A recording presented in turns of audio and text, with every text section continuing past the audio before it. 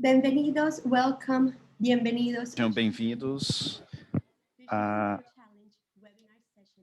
nosso webinar especial 2021, Vision Zero. Muito obrigado por estarem aqui conosco esta manhã. Para hoje, nós vamos falar sobre segurança viária na Suécia e inovação em políticas públicas, ou política de inovação. Nós queremos dar as boas-vindas às 24 cidades do nosso desafio Vision Zero, do Peru, do Brasil, da Argentina, Colômbia, do México, da Bolívia, do Uruguai, Costa Rica, Salvador, quer dizer, El Salvador.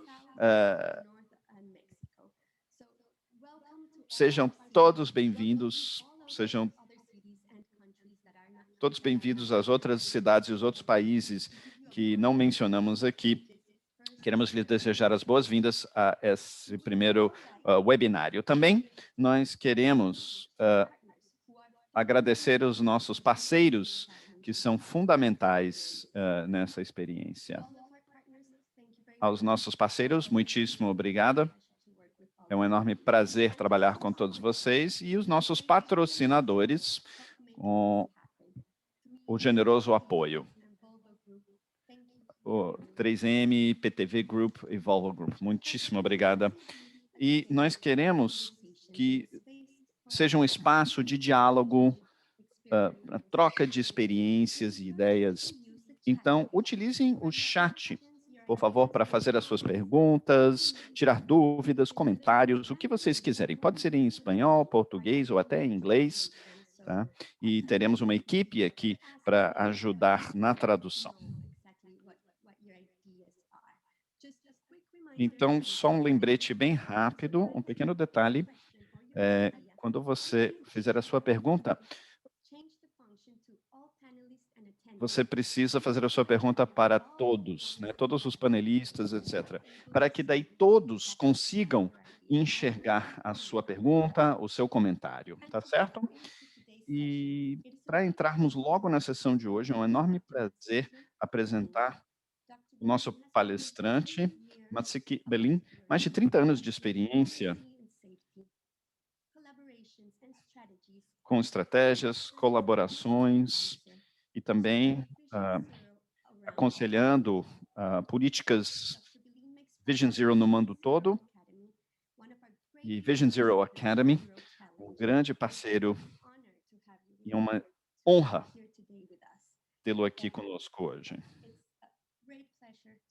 Um enorme prazer tê-lo aqui. Muito obrigado pelo seu tempo e por compartilhar os seus conhecimentos conosco. Seja bem-vindo.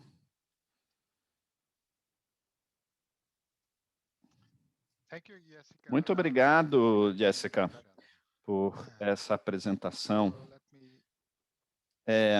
Eu vou começar compartilhando a minha tela.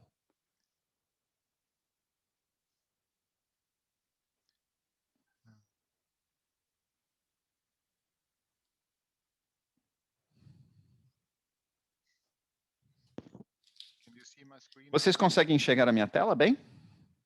Está funcionando direito? Sim? Perfeito. Muito bem. Então, eu vou falar basicamente sobre duas coisas. A primeira coisa e talvez mais importante, Visão Zero. Para nós que trabalhamos com Visão Zero é uma política de inovação.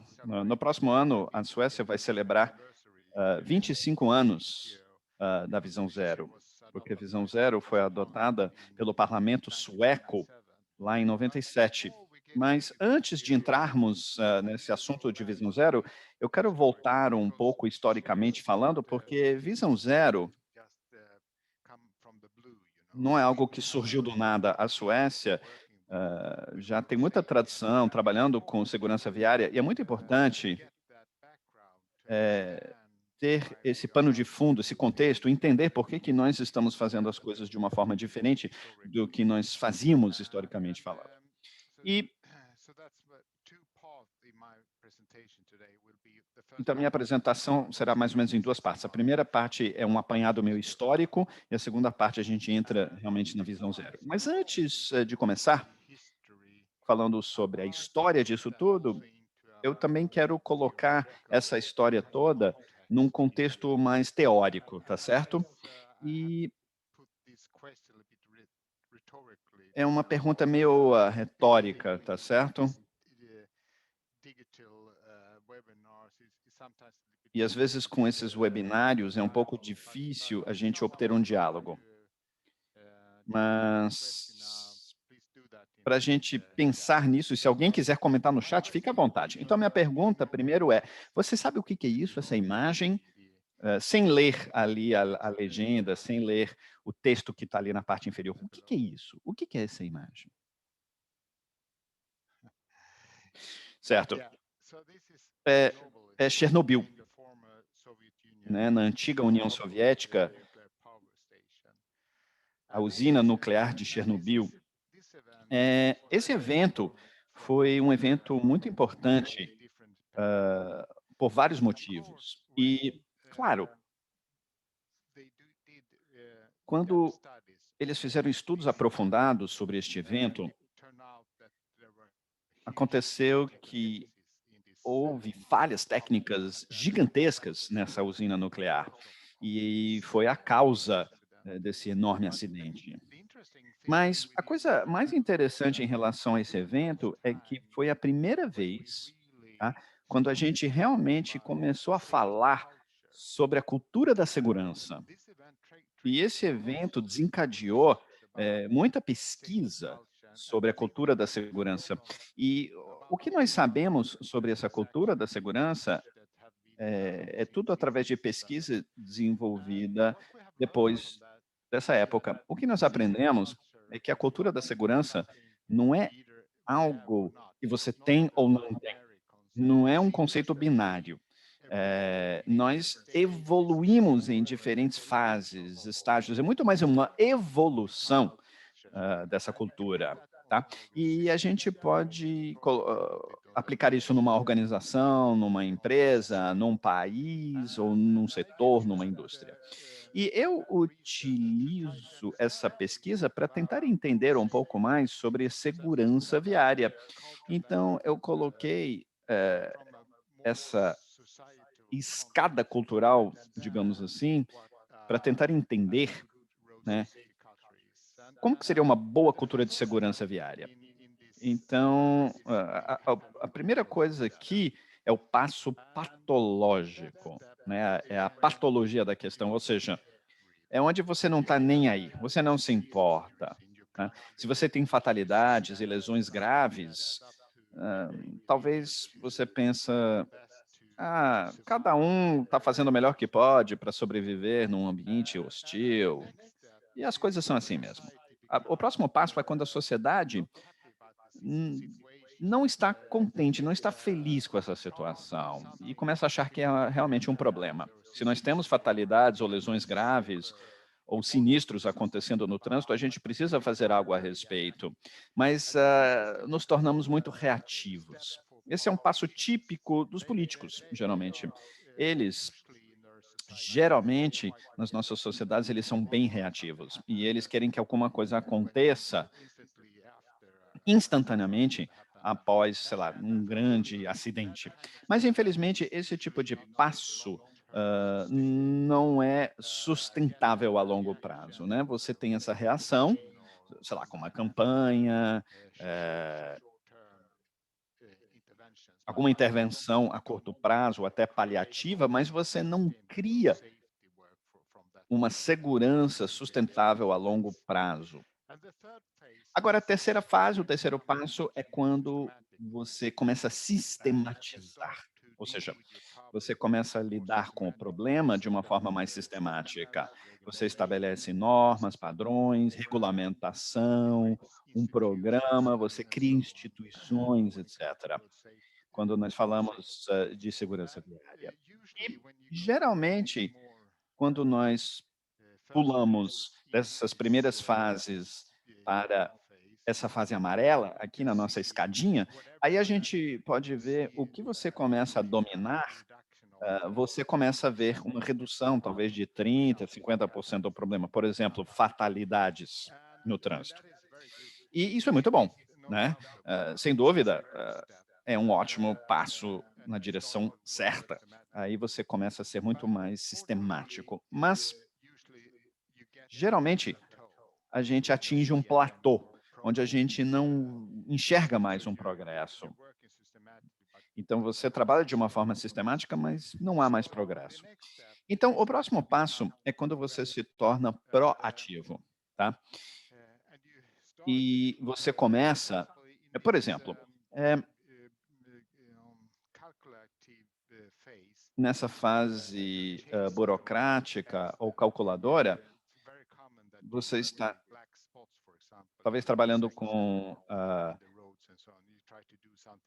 cruzamentos perigosos, mapas com pontos quentes. Mas quando você entra na fase proativa, você não precisa esperar que as pessoas morram no trânsito ou sofram lesões graves, porque você já sabe que se você consegue projetar, manter e trabalhar com o sistema, você já sabe o que é importante do ponto de vista de segurança, ou seja, você não tem que esperar para as coisas acontecerem, você começa a ser mais proativo em relação à segurança.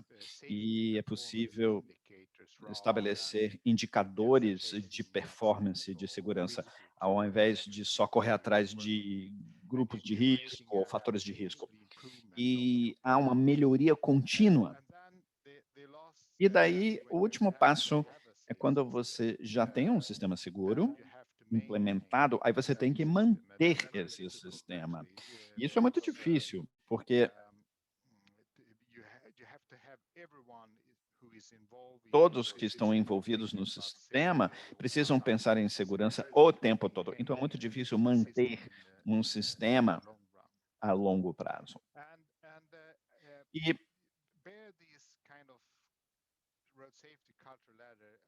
mantendo essa escada da cultura da segurança viária em mente, é muito importante manter tudo isso em mente quando começar a falar sobre a história na Suécia. E vocês verão que políticas como a Visão Zero pertencem a esses últimos degraus aqui. Tá? Visão Zero é, na verdade, uma política difícil, né, que demanda muito. Não é só fazer as coisas como a gente sempre fez, você realmente precisa amadurecer em relação à sua cultura de segurança, para ser mais proativo e manter segurança no sistema. Muito bem. Então, eu acho que esse é um ótimo ponto de partida para a nossa discussão aqui. Agora, a segurança viária na Suécia, antes da Segunda Guerra Mundial, quando os automóveis foram introduzidos na sociedade sueca, no início de 1900, as pessoas eram muito céticas. Sabe, quando você começa a motorizar a sociedade, né, numa sociedade onde utilizávamos cavalos e charretes, etcétera, as pessoas viram automóveis motorizados como muito ruim, como uma coisa muito negativa, e foi uma coisa só para os ricos. Então, o primeiro automóvel que foi comprado na Suécia, nesse começo, foi o rei que adquiriu o primeiro automóvel, só para vocês terem uma ideia. Então, realmente, era só para os ricos. Então, as pessoas eram muito contra. Mas, aos pouquinhos, né, passo a passo, a gente começou a ver mais automóveis, mais ônibus, mais caminhões circulando pela nossa sociedade. E logo no começo, começaram a regulamentar isso tudo. Né, o primeiro código de trânsito sobre regulamentação de velocidade, álcool, etc. E em 1934, em meados de 1930, começamos a coletar dados oficiais de segurança viária. E o governo sueco também criou uma ONG especializada para a segurança viária. Isso em 1940, antes de 1940. Então, tudo isso antes da Segunda Guerra Mundial. Mas o número de fatalidades estava aumentando dramaticamente anos antes da Segunda Guerra Mundial. Como vocês podem ver no gráfico aqui, a curva azul é a quantidade de fatalidades para cada 100 mil habitantes, e a curva vermelha nos mostra a quantidade de automóveis, a quantidade de carros na Suécia. E, como vocês podem ver, antes da Segunda Guerra Mundial, esse número estava aumentando dramaticamente. Mas aí, devido à Segunda Guerra Mundial, houve quick uma drop of queda, fatalities, and that was, of course, due to less né, meio exposure. que vertiginosa nesse número, como nós podemos ver aqui nessa situação. Mas depois da Segunda Guerra Mundial, a quantidade de automóveis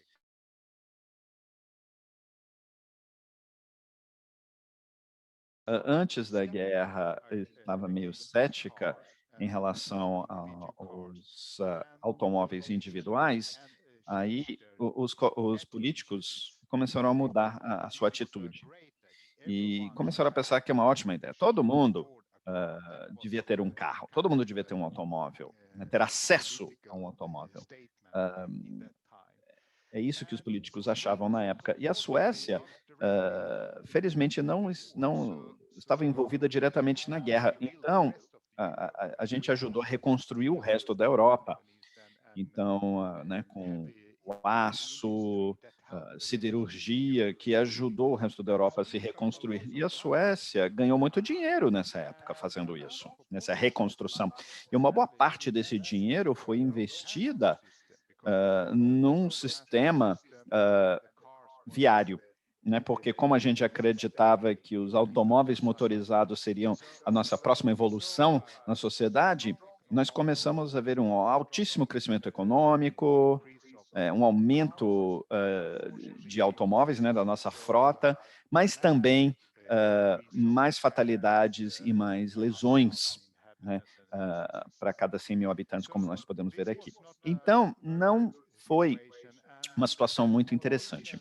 E os políticos e tomadores de decisão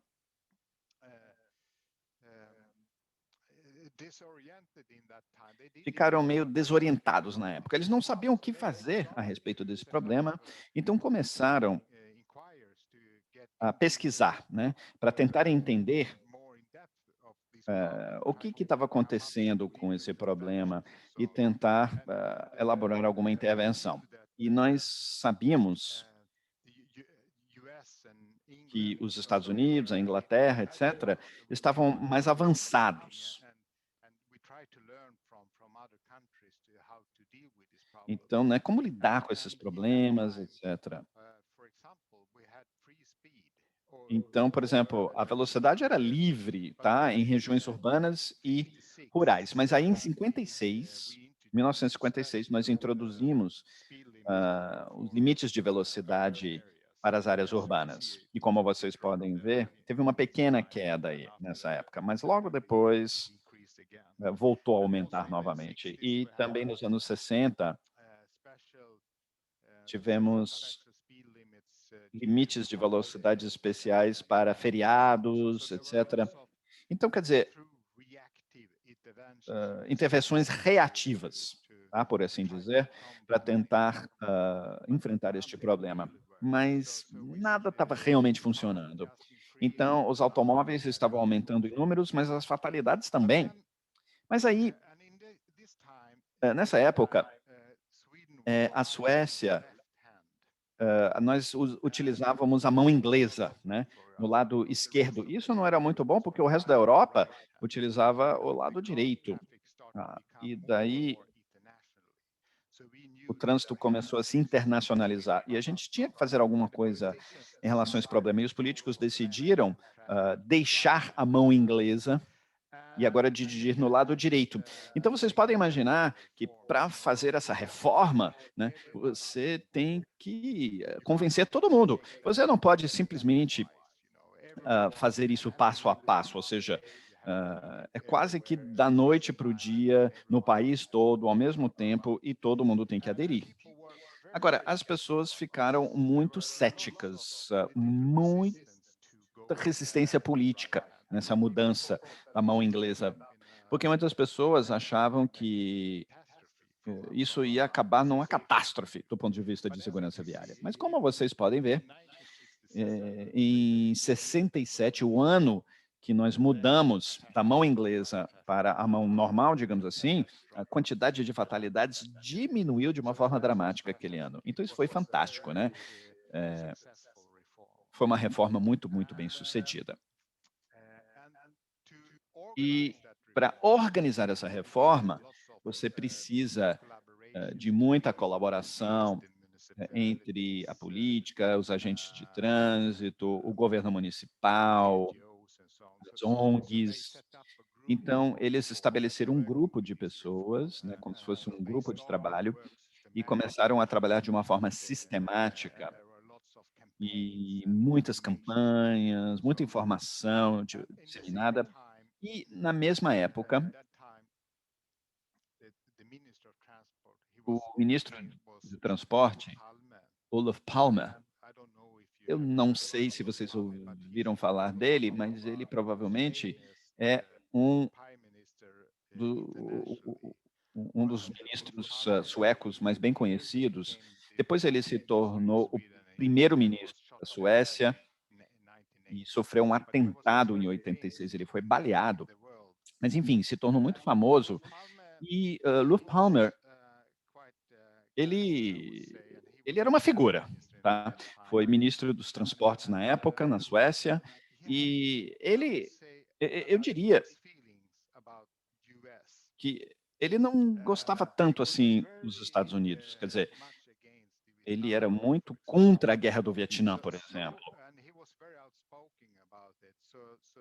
E então os Estados Unidos até eles decidiram retirar o embaixador americano da Suécia na época por conta disso. Mas enfim, Palmer ele sabia muito sobre os Estados Unidos porque ele estudou lá. Então ele também sabia sobre as coisas que estavam acontecendo nos Estados Unidos na época, falando sobre segurança viária. E tinha uma pessoa lá nos Estados Unidos, nos anos 60, o Ralph Nader, não sei se vocês ouviram falar, mas ele escreveu um livro sobre segurança viária e velocidade. Ele começou a desafiar a indústria automobilística, achava que eles podiam fazer muito mais em relação à segurança. E toda essa pressão, tá, que ele criou levou a uma agência especializada sobre segurança viária nos Estados Unidos. E então, quer dizer, foi uma das primeiras agências sobre isso no mundo todo. E depois dessa reforma da troca de mão inglesa, ele decidiu estabelecer um departamento, uma agência especial para isso, meio que modelada no modelo americano. Então a gente pode ver que a quantidade de fatalidades começou a diminuir de uma forma dramática nos anos 70. Muito interessante. Então, nós fomos dessa fase reativa para uma fase muito mais sistemática em relação à segurança viária. E fizemos muitas coisas nos anos 70, né? Introduzimos leis sobre o uso de cinto de segurança, o uso do capacete, quer dizer, mudanças de comportamento, legislação, muitas, muitas coisas. Mas aí, nos anos 80, a quantidade de fatalidades voltou a aumentar, como a gente pode ver no gráfico. E havia essa sensação entre os políticos de que, mais uma vez, estamos perdendo o controle. Mais trânsito, mais fatalidades. Então, eles tinham que fazer algo a respeito. E uma coisa que eles decidiram fazer, eles decidiram fechar essa agência especial de segurança viária. Isso aconteceu em 92. Mas também a gente pode ver que aqui no gráfico, a quantidade de fatalidades sofreu uma queda no começo dos anos 90. E eu gostaria muito de dizer que isso foi devido ao ótimo trabalho de segurança viária sendo realizado, mas não foi bem assim. Nós tivemos essa queda por conta de uma recessão econômica gravíssima na Suécia na época. Nós sabemos que uma recessão econômica é boa para a segurança, pelo menos a curto prazo, né? Porque geralmente numa recessão há menos exposição ao trânsito, menos exposição entre os grupos de alto risco. E, portanto, há uma melhor segurança. Mas eu não tenho certeza, mas pelo menos num país como a Suécia, isso é verdade. Pode ser diferente em outras partes do mundo, eu não sei. Nós temos sinais diferentes agora por conta da pandemia.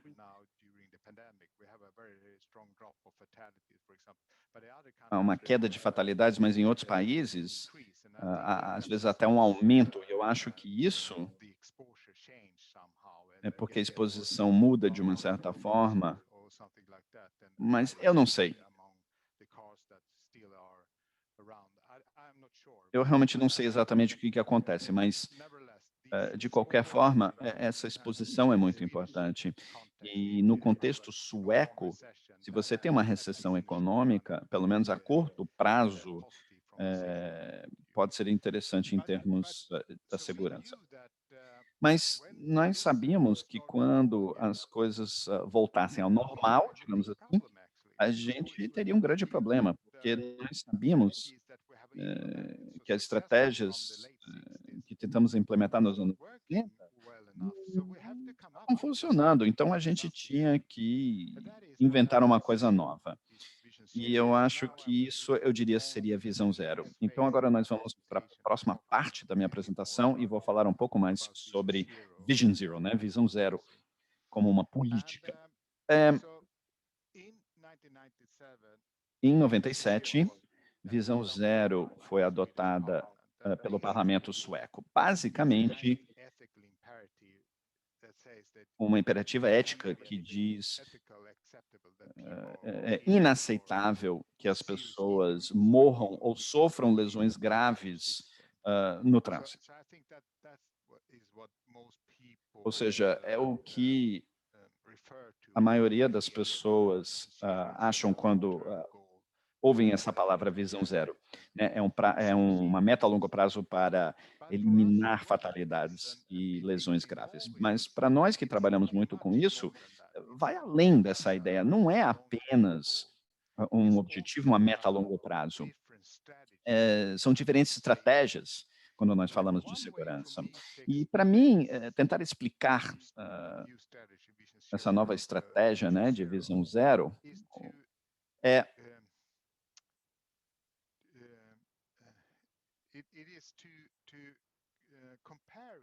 comparar isso com a abordagem mais tradicional em relação à segurança viária. E, claro, nós ainda é um pouco preto e branco aqui, a gente ainda está trabalhando com essa abordagem tradicional, mas com certeza nós estamos entrando numa coisa bem diferente em relação à abordagem tradicional. A abordagem tradicional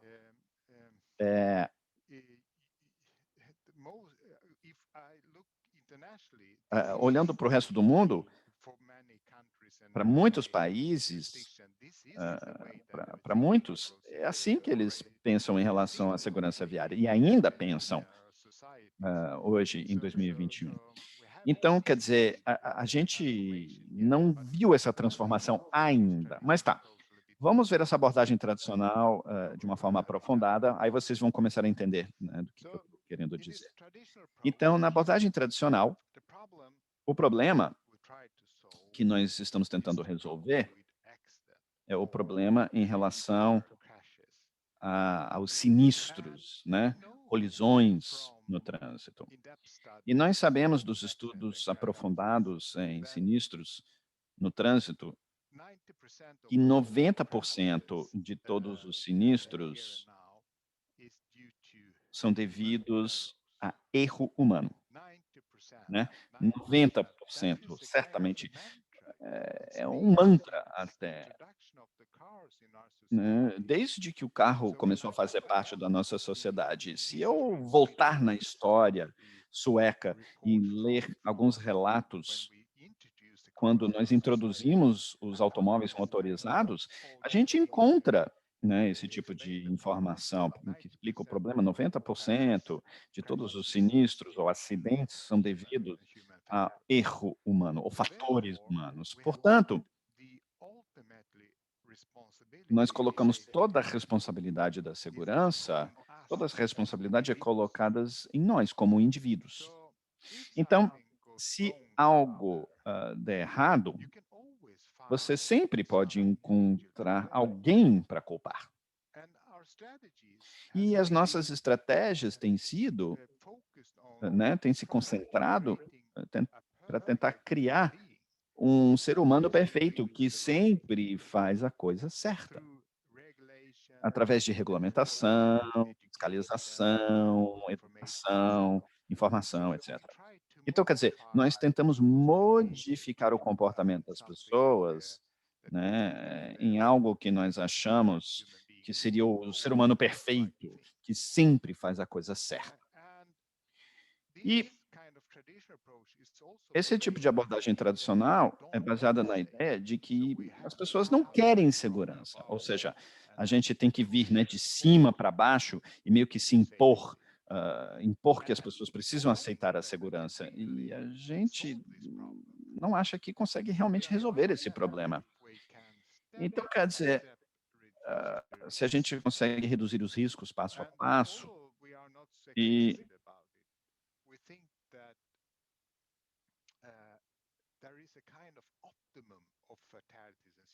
a gente acha que existe um número ótimo de fatalidades ou lesões graves. É como se fosse o preço que a gente precisa pagar pela mobilidade. E visão zero como política desafia todas essas ideias.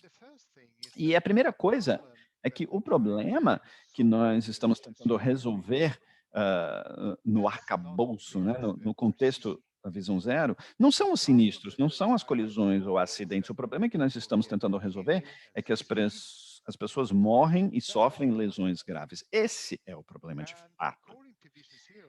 E, segundo Visão Zero, as pessoas morrem e são feridas no trânsito porque pessoas são pessoas, né? Nós temos jovens, nós temos idosos, todo tipo de pessoa diariamente utilizando o sistema de transporte viário e eles vão cometer erros. Então, a gente não pode excluir algumas pessoas, por exemplo, alguns estão excluindo as pessoas que não são bons pilotos. Essa era a ideia lá nos anos 30, excluir uma parte dos usuários que não deve utilizar o sistema de transporte viário, mas agora é uma bagunça. O sistema é uma bagunça. Todos estão utilizando todos os dias. E essas pessoas vão cometer erros. Então, ao invés de ter a esperança de que, de uma certa forma, a gente vai mudar o comportamento dessas pessoas e vão se tornar os seres humanos perfeitos o tempo todo, a gente tem que imaginar que as pessoas vão cometer erros, que as pessoas não são perfeitas. E seres humanos são frágeis. A gente tem uma certa tolerância contra forças externas. A energia cinética, por exemplo, é uma coisa difícil de controlar. Controlar a energia e é isso que está no centro de uma abordagem tipo Visão Zero. Agora, só para falar sobre a pandemia, por exemplo, o vírus, né, o Covid-19 é energia cinética, é isso que a gente está tentando controlar no contexto da Visão Zero. Não é o acidente, não é a colisão, é a energia cinética. Então, eu vou compartilhar alguns exemplos como essa mentalidade diferente, esse mindset tem um impacto em como nós tentamos resolver os nossos problemas. Se você tem uma interseção, né, um cruzamento típico, a forma típica de resolver sinistros aí é colocar um semáforo. Quando você instala um semáforo, a quantidade de sinistros, com certeza, vai se reduzir nesse cruzamento. Mas aqueles sinistros que vão acontecer vão ser graves, porque o cenário típico é que alguém, um erro, né, fura o sinal vermelho e por conta da alta velocidade, alta energia cinética, o resultado é grave. Mas, se você fizer uma rotatória, por exemplo, a quantidade de sinistros pode aumentar um pouco, porque é um pouco mais difícil, né, transitar por essa rotatória, mas se você tiver um sinistro, é menos grave. E um semáforo ou uma rotatória pode ser uma diferença entre vida e morte.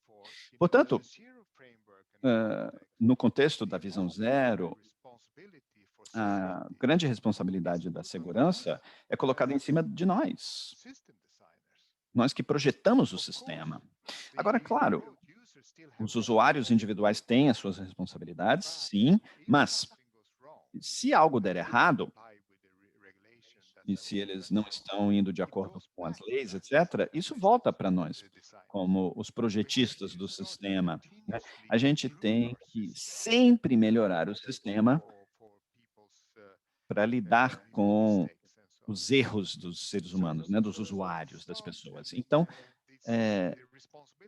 a responsabilidade da segurança viária começa e termina no projeto do sistema, a forma como o sistema é projetado, né, é construído e criado. Agora, vejamos um outro exemplo, tá, só para salientar essas ideias diferentes em como resolver esses problemas, porque é praticamente filosofia, né, quando você para pensar.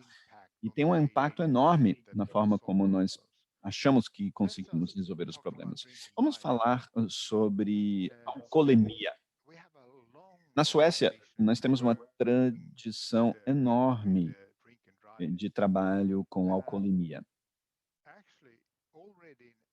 E já em 1940, a Suécia estabeleceu um limite, né, da quantidade de álcool que você pode ter no sangue quando você estiver dirigindo um carro.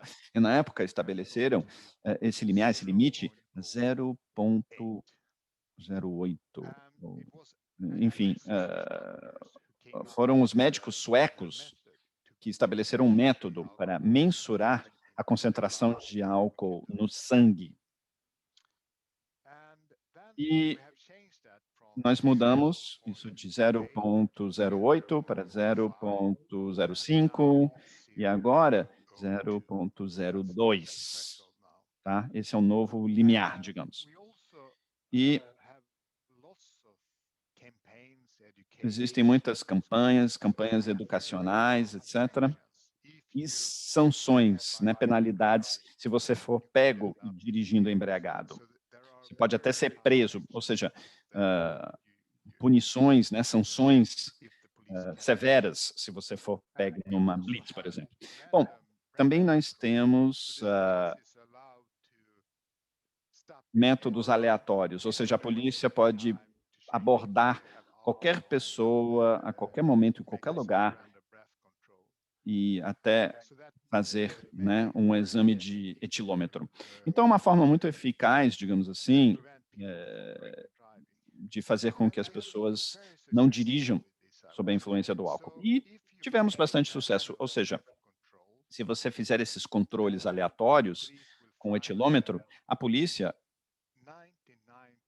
encontra 99,8% das pessoas que são paradas estão sóbrias. Então, são 10 para cada 1.000 que dirigem embriagados na Suécia. Isso é fantástico, isso é maravilhoso, né? 99,8% das pessoas não dirigem embriagados. Então, a gente não tem um problema de norma social em relação à alcoolemia na Suécia. Mas, Quando fazemos os estudos aprofundados dos sinistros graves, ainda 25% dos sinistros graves teve a influência do álcool, né? São sinistros relacionados ao uso de álcool. Então, a gente não tem um problema social, uma norma social, mas é um problema de segurança. Portanto, eu costumo dizer, e eu vou mostrar para vocês posteriormente, provavelmente uma contramedida mais eficaz na prevenção desses sinistros seria uma barreira no meio, ou como se fosse um meio-fio, um meio-fio que ajuda na prevenção. Então, visão zero é isso, sabe? A ideia é na prevenção de fatalidades e lesões graves, a gente às vezes precisa aceitar que vamos existir sinistros, mas não as consequências negativas. Então, esse é um ótimo exemplo, né, de como a visão zero pode impactar esse trabalho, pensando no meio-fio, por exemplo. E, claro, a gente não pode colocar esse meio-fio, essa barreira, atuar no ambiente de uma forma aleatória. Então, nós realmente acreditamos e é importante resolver esse problema com novas tecnologias veiculares. Nós acreditamos que no futuro, terá algum tipo de dispositivo no seu automóvel, esse dispositivo vai ser tão comum como o cinto de segurança, que não vai deixar você dirigir embriagado, por exemplo. Então, é o mesmo velho problema, só que é uma forma diferente de resolver esse problema. E visão zero também é baseada na ideia de que as pessoas querem segurança. Se você perguntar para as pessoas quantas fatalidades as pessoas aceitam na sua família ou entre os seus amigos, as pessoas vão dizer nenhuma, zero.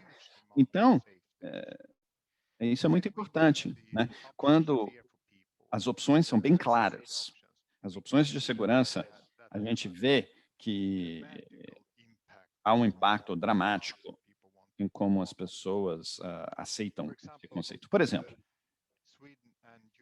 na Suécia e na Europa, nós trabalhamos com um programa de avaliação de automóveis, onde nós estabelecemos, por exemplo, se você tem um automóvel muito seguro que passa por uma avaliação, você recebe 5 estrelas. Se é um carro inseguro, né, ruim, é 1 estrela, quem sabe. Historicamente falando, as pessoas não estavam nem aí, né? De fora, ninguém sabe se um carro é seguro ou não. Quando nós entregamos essas informações para os consumidores, a gente vê como o mercado mudou dramaticamente.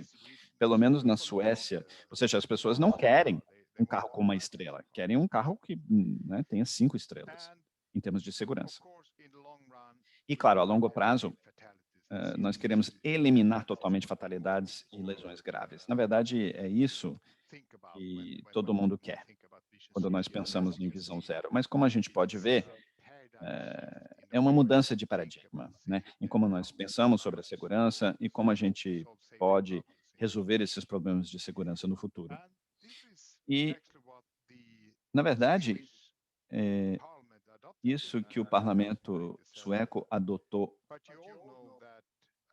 em 97. Mas nós sabemos que políticas públicas são assim, é muito difícil de ir de uma política pública para a implementação na prática. Mas, felizmente, nós conseguimos, né, tirar do papel e implementar na prática. Muitas coisas que nós fizemos com base na visão zero. Então, eu diria que começou nas áreas urbanas, certo? Essa curva, na verdade, é o embasamento científico da visão zero. Mostra o risco de morte se você for atropelado por um carro, como um usuário não protegido, né, um usuário vulnerável. Então, aqui diz, se você é atropelado por um carro andando a 50 quilômetros por hora, o risco é mais de 80% de morte. Se você é atropelado a 30 quilômetros por hora, o risco é menos de 10%. Ou seja, é uma enorme diferença entre 30, 40, 50 ou 60 quilômetros por hora.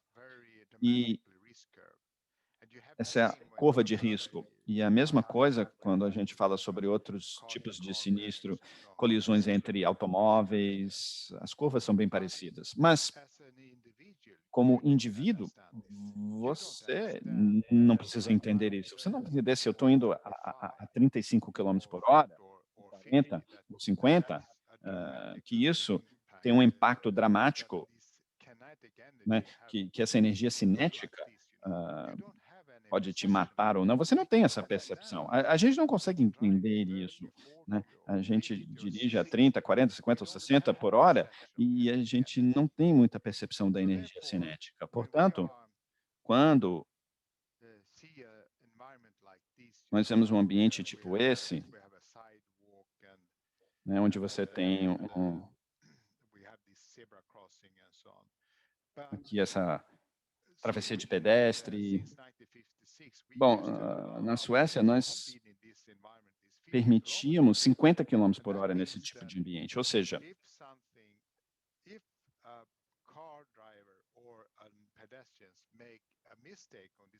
se um motorista comete um erro aqui, pode ser uma catástrofe enorme.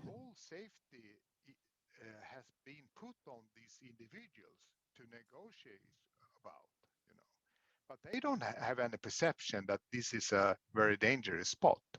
And the traffic engineers, they E use os engenheiros de trânsito, give this zebra crossing everywhere, but eles achavam que era assim, mas na verdade é uma coisa muito perigosa. E é uma zona de muitos conflitos, né? Mas se a gente conseguir entender, se a gente conseguir enxergar essa energia cinética, aí seria diferente. Tem coisas no nosso ambiente que nós entendemos, da perspectiva de risco. Nós entendemos o risco com cobras, aranhas, animais peçonhentos, uma boa percepção do risco, esse tipo de coisa, mas isso faz parte da nossa evolução humana, né? São coisas que nós já estamos enfrentando há milhares de anos e talvez no futuro tenhamos maior percepção da energia cinética. Eu não sei, mas se a gente conseguir entender melhor a energia cinética como nós entendemos uma queda, por exemplo, a situação ia ser vista dessa forma, né? O risco de uma queda. Então, imagina, né, a gente não gostaria que os nossos filhos fossem expostos a esse tipo de risco. Então, quer dizer, a gente tem que fazer alguma coisa em relação à energia cinética. Você não pode proteger os usuários com velocidades a 50 quilômetros por hora. É impossível, né? Não tem como criar um sistema seguro a partir desse ponto de vista. E quando nós começamos a compartilhar esses conhecimentos, essa informação com os engenheiros de trânsito na Suécia nos anos 90, a gente está começando a ver os resultados agora. Você pode ver, né, lompadas, áreas com velocidade reduzida, 30 quilômetros por hora, uma separação que separa os usuários mais vulneráveis, né, trânsito calmo, prioridades dadas a alguns usuários, rotatórias, pequenas rotatórias, e qualquer coisa aqui é para tentar controlar essa energia prejudicial, essa energia nefasta. Então, se a gente voltar 20, 30 anos nesses municípios suecos, se você voltar lá hoje, vocês podem ver que eles fizeram várias coisas em relação ao projeto das áreas urbanas e colocam os usuários mais vulneráveis e a sua segurança como prioridade número 1. E isso, ultimamente, tem se tornado uma coisa importantíssima, porque a gente está começando a ver que precisamos de mais sinalização, E a gente precisa de outras modalidades, né, de transporte, como ir a pé ou utilizar a bicicleta. E a segurança é uma ótima forma de promover, né, que as pessoas possam ir mais a pé ou de bicicleta. Então, a segurança facilita, né, a vida das pessoas e, claro, as pessoas não vão se machucar ou morrer. Então, existe uma relação entre outros desafios sustentáveis e a segurança precisa se integrar nisso tudo. Mas, visão zero na Suécia não é só uma política para as áreas urbanas, também é uma política que tem sido adotada para o país inteiro, até nas regiões rurais. E nós tínhamos essas rodovias, 30 metros de largura, permitimos 110 quilômetros por hora nessas rodovias.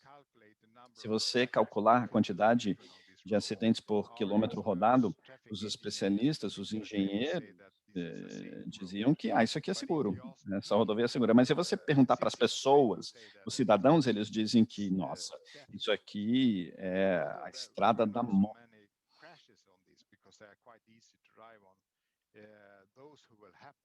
Então, os acidentes que acontecem aqui são acidentes gravíssimos, né, principalmente uma ultrapassagem perigosa e por causa da alta velocidade, a colisão é fatal. Então, como resolver esse problema? Fiscalização, maior presença da polícia, né, educar e conscientizar os motoristas como fazer uma ultrapassagem segura, mas honestamente falando, isso não funciona muito bem. Isso não é um sistema seguro com esse tipo de abordagem. Então nós tivemos uma outra solução e que esse tipo de solução, né, você tem essa rodovia duplicada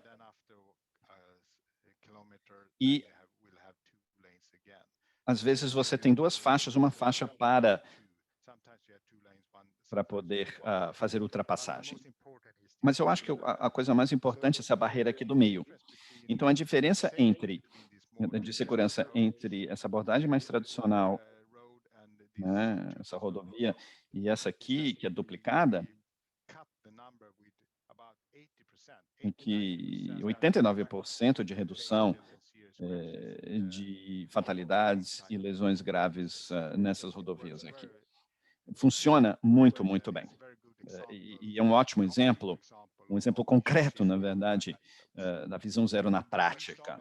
E quando nós começamos isso nos anos 90, nós tínhamos 0 quilômetro dessas vias duplicadas. E agora nós temos centenas de quilômetros, milhares, na verdade. E nós temos, na verdade,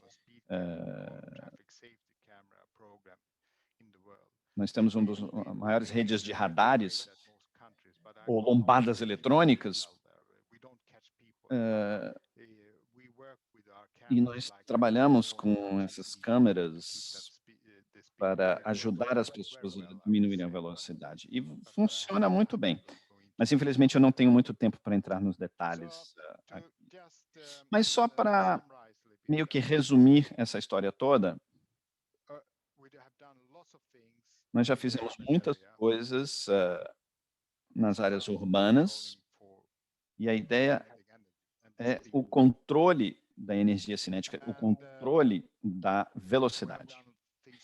E já fizemos coisas no meio rural, né, como os radares ou lombadas eletrônicas. Nós promovemos muito tecnologia veicular. Nós acreditamos que existem tecnologias muito promissoras, não só para o controle de alcoolemia ou velocidade, mas outras coisas. Mas para que isso aconteça, a comunidade da segurança precisa se envolver nisso tudo, porque caso contrário, esses engenheiros vão elaborar coisas que a gente não precisa, ou que a gente não vai ter tanto apoio. Então, por isso que o apoio é fundamental, uma parte fundamental disso tudo. E, como eu já disse, né, visão zero é controlar a energia cinética. Então, o limite de velocidade, como nós estabelecemos esses limites e como nós definimos o limite de velocidade, é uma coisa muito importante, porque é aí que nós combinamos o projeto, o design, o veículo. Então, começamos a alterar os limites de velocidade nas áreas urbanas, para as áreas rurais, nas rodovias, estabelecendo a velocidade de acordo com a tolerância dos seres humanos em relação à energia cinética. Então, essa é uma parte muito importante. Então, quando começamos isso tudo,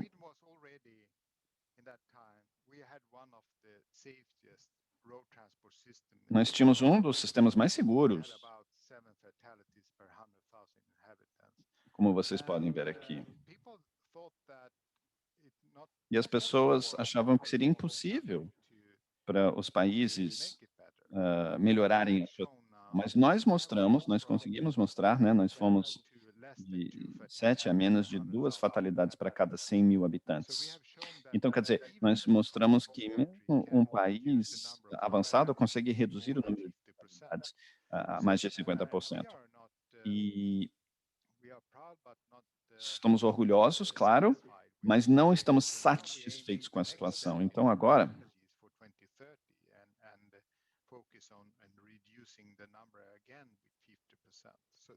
e sempre tentando reduzir cada vez mais. Então, passo a passo nessa direção. Mas também vocês podem ver que de 2010 aqui, ó, há um certo platô aqui.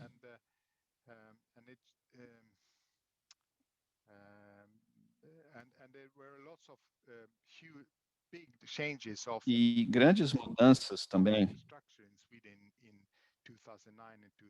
entre 2009 e 2010 que tiveram um impacto.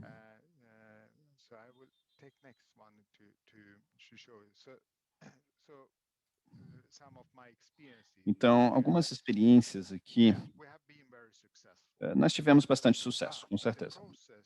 Mas o processo para chegar num um bom nível de segurança, você precisa de muito esforço entre vários setores, etc. São vários stakeholders, né, muitos atores que precisam levantar essa bandeira. Mas as coisas não vão acontecer sozinhas, né? E eu acho que a gente já sabe, você precisa de liderança, você precisa de um facilitador, digamos assim, que vai promover a segurança e, né, e tentar levar isso adiante. Existe toda uma discussão em como fazer isso. E dos Estados Unidos, por exemplo, eles estão falando muito sobre essa mudança de cultura entre os cidadãos americanos, os usuários americanos, mas a minha experiência é que no processo que eu já participei, se concentra muito mais numa mudança cultural entre os profissionais da área, né, os designers, os projetistas, e a gente precisa conscientizar todos, a indústria automobilística, os engenheiros, a indústria do transporte, todos precisam se envolver na segurança viária e todos também precisam se responsabilizar, né, para entregar mais segurança aos consumidores, etc. Então, Visão Zero se concentra, na verdade, numa outra perspectiva em termos da responsabilidade. E para que isso aconteça, nós precisamos também ir além da regulamentação, além da parte burocrática, porque nós já vimos também que não é suficiente, não basta né? Essa agência que nós construímos nos anos 60 nos ajudou, mas a gente tem que sempre melhorar as nossas estratégias, a gente precisa sempre desenvolver mais ferramentas para tentar influenciar os profissionais do sistema, para envolvê-los sempre na segurança viária, estabelecer parcerias, etc. E uma coisa muito interessante hoje em dia, quando nós começamos essa trajetória lá na época, na Suécia, a gente vê como essa ideia começou a se espalhar pelo mundo, né? Você vê a década de ação da ONU, a OCDE também tem um relatório, quer dizer, muitos estão falando sobre visão zero.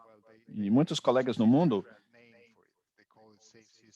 chamam de sistema seguro, etc. Mas, na verdade, existem semelhanças, mas às vezes diferenças. Então, a gente precisa tomar um certo cuidado. A visão zero sueca, talvez, não é exatamente a mesma coisa que a gente tem na Austrália, por exemplo, porque houve ajustes em relação a essas abordagens. E também a gente vê isso na OMS. Isso é muito interessante. E agora, a primeira fase tem sido nos países de alta renda, os países escandinavos, né, bem no começo, em relação a essa filosofia, mas a próxima fase, agora, os países de renda média, ou cidades que estão começando a pensar, né, muito mais nisso tudo. Muito bem, eu acho que eu vou parar por aqui e podemos ter um certo tempo aqui para um debate, né, perguntas e respostas.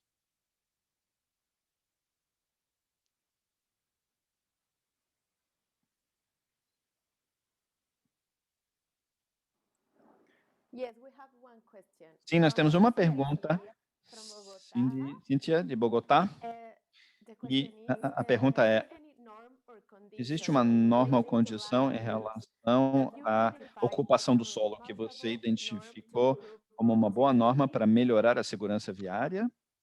Tipo zoneamento, ocupação do solo? Olha, para colocar isso em perspectiva, né, no contexto, porque eu acho que é uma ótima pergunta, sabe? É uma ótima pergunta, porque a comunidade de segurança viária, geralmente, eles chegam no final de um processo muito extenso, né, que termina num sinistro. Quando há um sinistro no final, eles se concentram mais no usuário individual, o que que aconteceu, naquelas circunstâncias, etc. Mas Visão Zero nos forçou de olhar mais lá na frente, ou seja, os problemas que nós estamos tendo aqui são devidos a erros que nós cometemos lá no passado, bem no início desse processo. E ocupação do solo, ou zoneamento, é um ótimo exemplo disso, sabe? Quer dizer, como que nós organizamos, como nós planejamos a nossa sociedade, isso tem um impacto enorme no final, em relação às fatalidades ou lesões graves. Então, segurança viária ou segurança precisa estar integrada em normas, instruções, etc., em termos de ocupação do solo. A Suécia, na verdade, começou já a fazer esse tipo de coisa nos anos 70. Nos anos 70, a Suécia, né, o crescimento econômico realmente atingiu auge nos anos 60. As pessoas estavam se mudando para as grandes cidades, claro, não uma grande cidade como vocês estão acostumados, mas Estocolmo é uma grande cidade. dos padrões escandinavos. Então, um processo de urbanização cada vez mais acelerado. E para lidar com isso, os políticos decidiram estabelecer, como é que eu posso dizer, novas áreas para as pessoas morarem, né, para terem suas residências. Mas aí decidiram que segurança tem que ser uma grande qualidade nessas áreas. Então, começaram a separar as crianças, digamos assim, e os usuários mais vulneráveis dos automóveis. Então, esses bairros são muito verdes,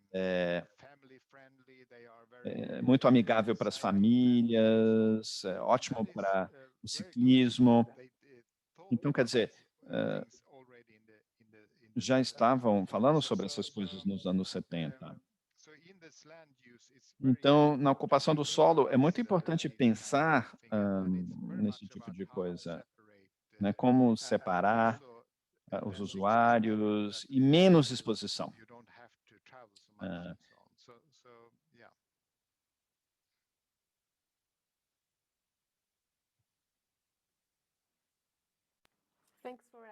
Sim, muito obrigada. Olha, nós temos uma outra pergunta aqui.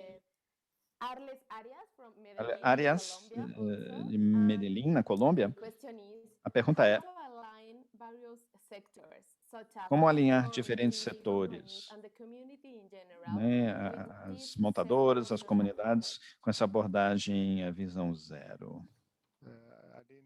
Olha, eu não entendi muito bem a pergunta, não sei se eu entendi bem. Como trabalhar de uma forma multissetorial? É,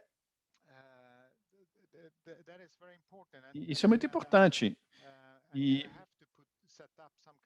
você tem que estabelecer algum sistema de gestão, né, onde você trabalha com essa abordagem multissetorial.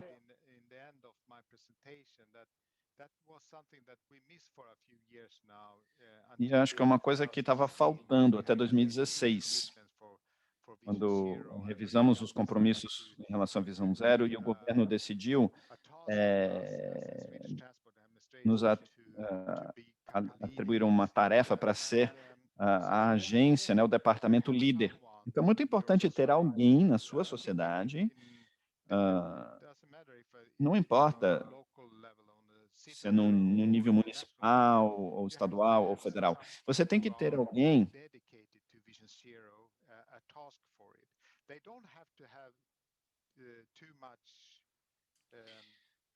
things to do themselves, because the main purpose is with that. O propósito principal dessa força-tarefa é que as outras pessoas possam fazer coisas. É trabalhar com diferentes partes interessadas, né, diferentes atores, atores do governo, mas também ONGs, né, do terceiro setor ou até do setor privado. A nossa experiência na Suécia é que para fazer isso, você não apenas precisa ter uma visão a longo prazo, isso é importante, mas também alvos intermediários, digamos assim.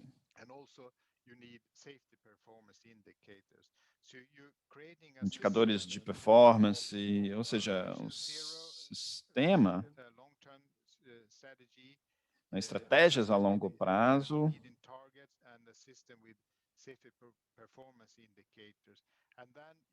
e daí todos precisam conhecer bem esse sistema, né, o que se espera da polícia, o que se espera dos empresários, enfim, você tem que trabalhar de uma forma bem sistemática. E quando eu vejo a Suécia sendo comparada com outros países, eu acho que a gente consegue fazer isso bem, sabe? Trabalhando com diferentes stakeholders, diferentes culturas, etc. Em alguns países eu vejo que as pessoas trabalham mais em silos e ninguém quer realmente, né, sair da sua caixinha, do seu quadrado. Mas eu acho que isso é muito importante, sabe? Se você quer realmente resolver o problema,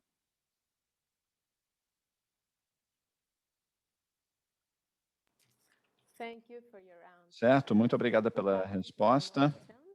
Temos mais algumas perguntas, um comentário aqui. From Aileen McCarthy from Washington, D.C. And the question is, A can pergunta you aqui é, talk a little more você pode about falar um pouco how mais the sobre changes after Chernobyl as influenced mudanças depois de Sweden Chernobyl? Como é que isso influenciou a Suécia para desenvolver a visão zero? After Depois de Chernobyl? Yeah. Chernobyl, depois da Chernobyl? tragédia de Chernobyl. Chernobyl, okay. Yeah. No. So the thing, the Ah, reason tá. why I Eu bring up this Chernobyl falo sobre Chernobyl porque isso nos dá theoretical framework. um arcabouço teórico, digamos assim, Hopefully you understand that né, para tentar entender, quando a gente fala da cultura da segurança, have it or you don't have não é que assim, ou você tem ou você não tem. it. It's more evolutionary in É uma coisa muito que tem muito mais a ver com a nossa evolução. E o que eu tentei mostrar na minha apresentação é que provavelmente a Suécia estava nas primeiras fases, nos anos 30 e 40, talvez. Acho que a gente sempre sabia muito bem sobre os problemas de segurança viária, mas aí nós evoluímos para uma fase mais reativa, onde a gente começou a reagir aos problemas. Por exemplo, um sinistro, um acidente enorme de ônibus, por exemplo, aí a gente começa a fazer alguma coisa a respeito. E isso é bom, né? É maior responsabilidade, mas infelizmente, quando você faz isso, é uma intervenção a curto prazo, é quase que uma medida paliativa e não é sustentável, né? Às vezes é uma campanha, mas aí nos anos 60 nós começamos a adotar uma abordagem muito mais sistemática, né?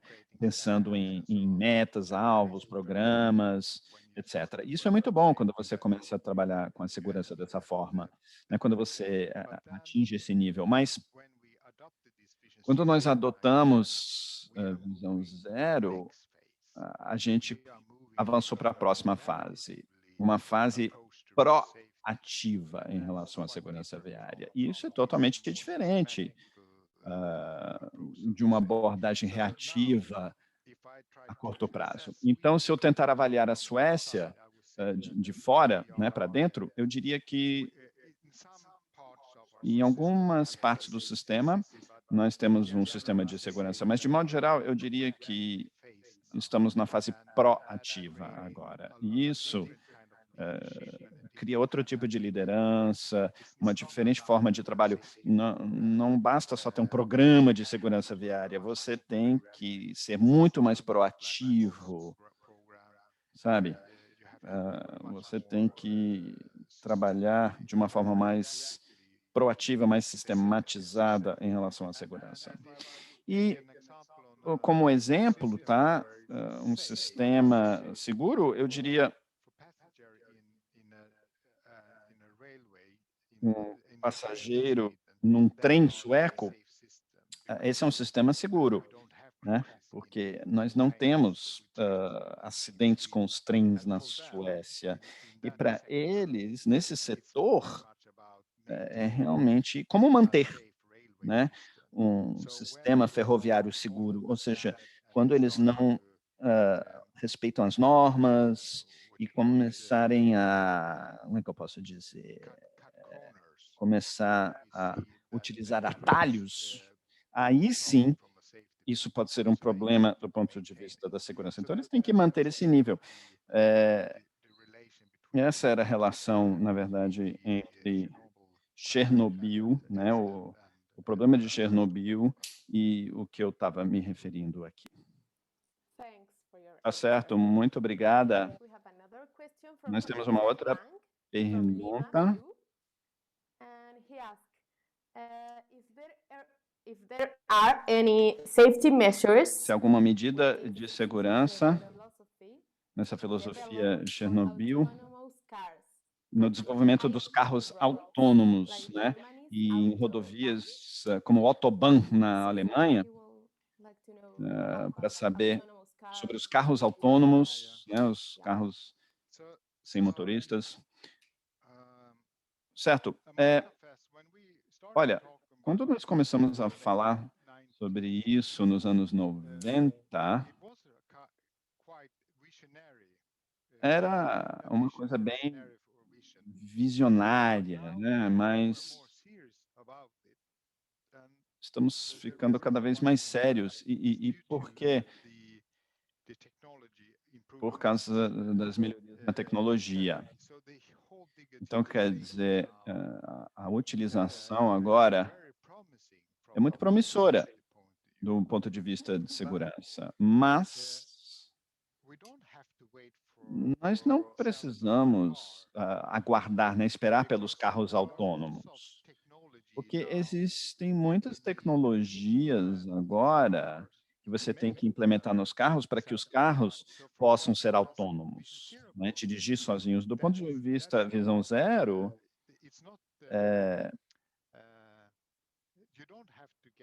a gente não precisa chegar numa fase de automação. Se a gente for inteligente agora, vamos nos certificar de que essas tecnologias são importantes para a segurança, que elas tenham prioridade número 1. Por exemplo,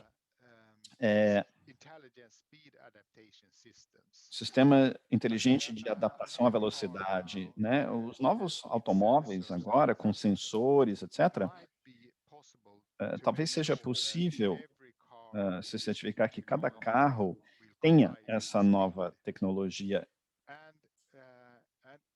para obedecer os limites de velocidade. Também, tecnologia com sensores podem detectar se tem algum problema com a sua direção. O carro sente se, de repente, você está sendo influenciado pelo álcool ou se você está muito cansado, com sono.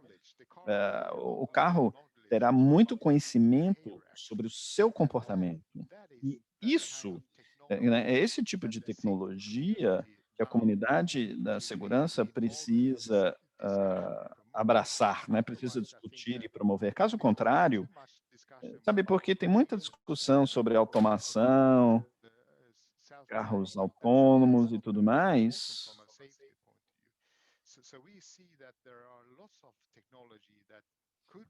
Existem muitas tecnologias promissoras nesse ponto de vista.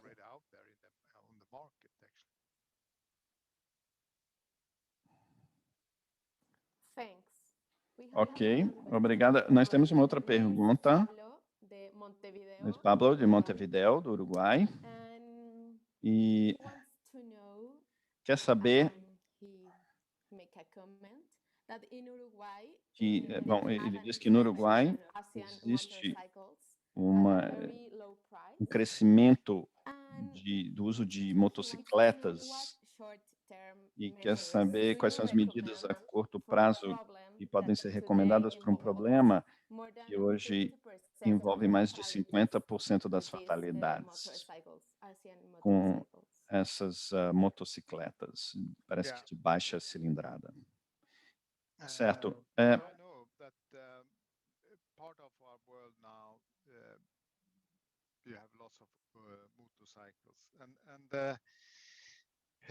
And you definitely need to work both on the short term, on the long term. Claro que a gente tem que trabalhar prazo e longo prazo.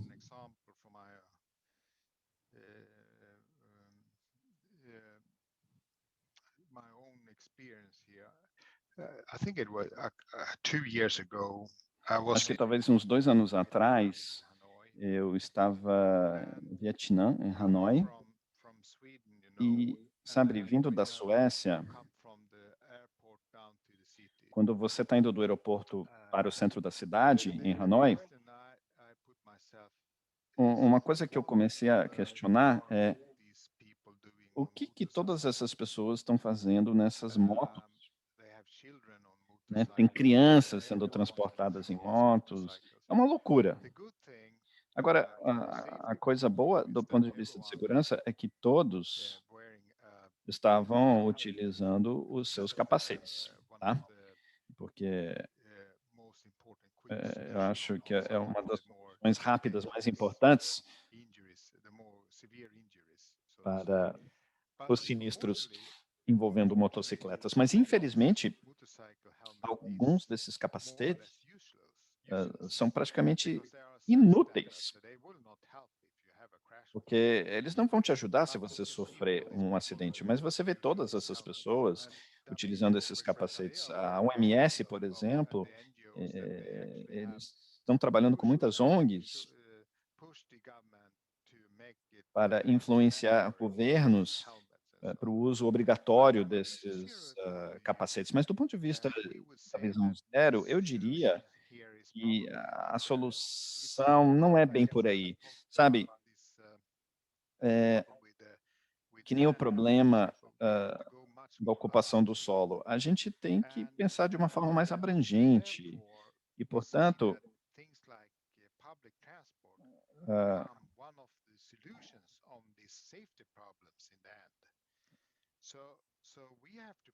então nós precisamos promover o transporte público também.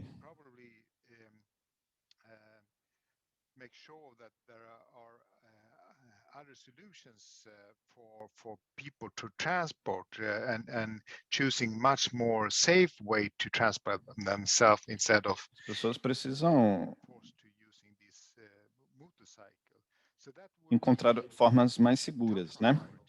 from I think from a Vision Zero point of view. But to have said that, I understand Então, that you have a eu problem entendo now, que and you work esse é um problema que vocês têm agora, né? Tem que resolver. it's the same kind of thing when it comes Mas to é a mesma motorcycles coisa as quando a gente when it comes fala to de walking or cycling. motos These guys ou are unprotected really. ciclistas, So you have né? to A make proteção sure desses that usuários. E a gente tem work que with speed, I would say. Speed trabalhar is muito com a becoming a velocidade. Eu very acho que a important thing velocidade when it comes to motorcycle. é uma And coisa also crucial, sabe? there are promising E technology existem here, tecnologias muito promissoras. systems and so on. So there are Então, also quer dizer, not interventions that really will creating a safe system, nem sempre but intervenções que vão things that criar um will sistema tão seguro, mas pelo menos provide a more safer kind of que podem nos dar use of motorcycles. o uso mais seguro das motocicletas. Thank you, Matt. We have Tá more certo. questions, like 4 questions more, Temos but mais umas 4 I think perguntas we need aqui. to close the webinar, but I will read the last one and maybe we can answer well by email the Bom, other. tem coisas que a gente também pode So, Jessica responder por Guailanos e-mail from depois. Lima, Peru, Jéssica she asks, Lima, Peru, is está there any perguntando: information or existem studies that show informações if ou the estudos que mostram safe system approach que a abordagem has do helped sistema seguro to reduce tem social ajudado inequalities a in road reduzir safety? as desigualdades sociais em So, relação à yeah, segurança Yeah. viária? I think that is a very Olha, important eu acho topic actually, que isso é because uma I coisa work a muito lot with importante, the né? US and in Eu especially trabalhei Stockholm bastante com os Estados Unidos no contexto that is sueco. a non-issue, I would say.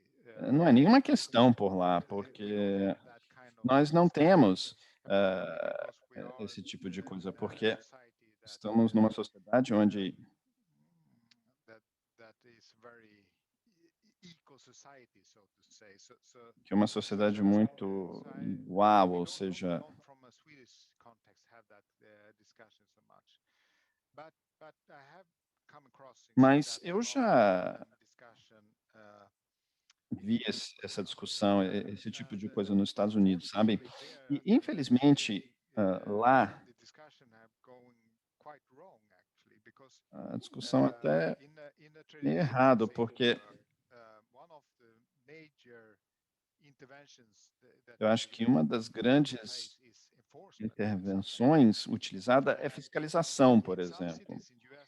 Em algumas cidades americanas, acham que visão zero é ter um bom policiamento, uma ótima fiscalização.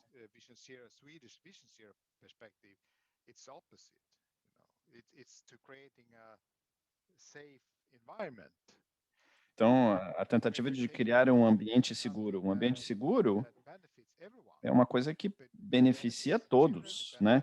Crianças, pode beneficiar pobres, ricos, todos, na verdade, né? Lombadas, por exemplo, são ótimas para a travessia de pedestres. Então, para mim, visão zero tem tudo a ver com justiça social, digamos assim, porque estamos criando algo que é bom para todos. Mas eu sei que algumas cidades americanas acham que visão zero é uma fiscalização pesada, aí tem todo esse problema com perfis, etc.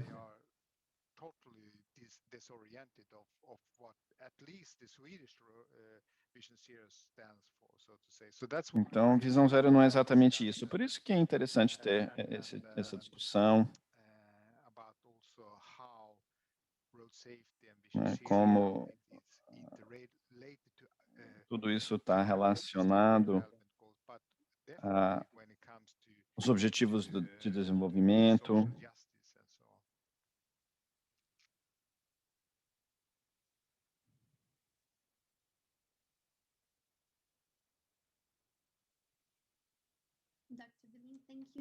Tá certo, muito obrigada.